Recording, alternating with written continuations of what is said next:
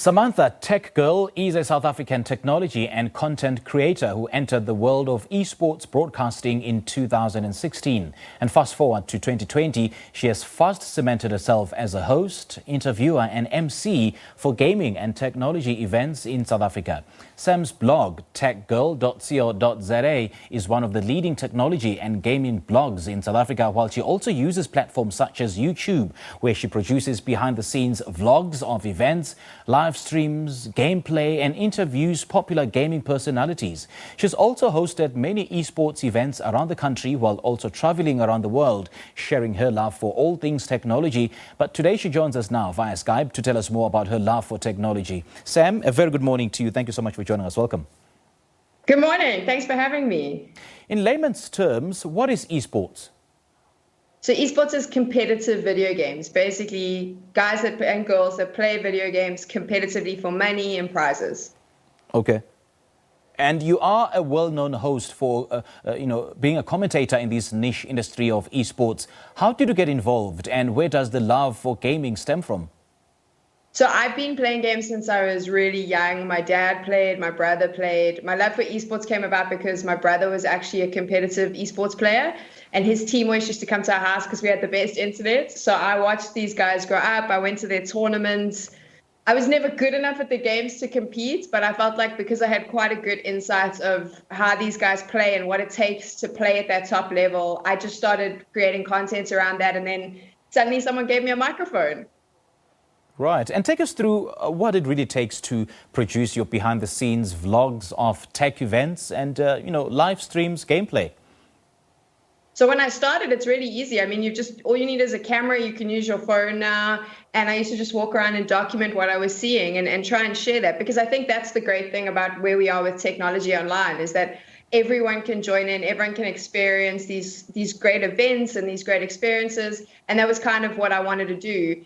So I just picked up a camera and started going. Obviously now, after a few years, I've learned a couple of tricks. I've got some friends that help me as well. But anyone who wants to do this, I think that's what's great about tech now, is anyone can jump on, start filming themselves and put it on the internet. Mm-hmm. And in an industry that is so male-dominated, how have you managed to solidify yourself and, solidify a name for yourself, rather? I'm not going to lie, it's been hard. I do think that we play it down a lot. Lots of women in tech and gaming, we play it down. We talk about hard work, but the truth of the matter is we're constantly fighting for a seat at the table. It's been really difficult, but there were women before me who allowed more space in the industry. And I'm hoping that if I continue doing what I'm doing, I'll be able to create more space for the next generation of women who come in. And do you think that esports is embraced in South Africa, or is there room for more growth?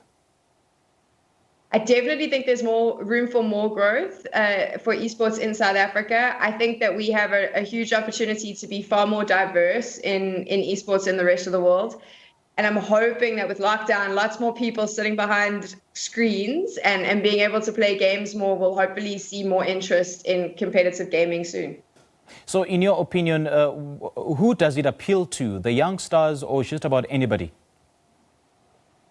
So I think anyone who's played a video game, that's what's great about esports, is because any game, any title, there's a diverse range of different games, whether you like car racing or FIFA or running around shooting people or Fortnite, whatever it is that you love, there's potentially a competitive space for you. And I think that this is really important for us to understand, is that all those different games have different niches, different people playing. So obviously a lot of the guys that do the racing are a little bit older. Someone who plays Fortnite is 14.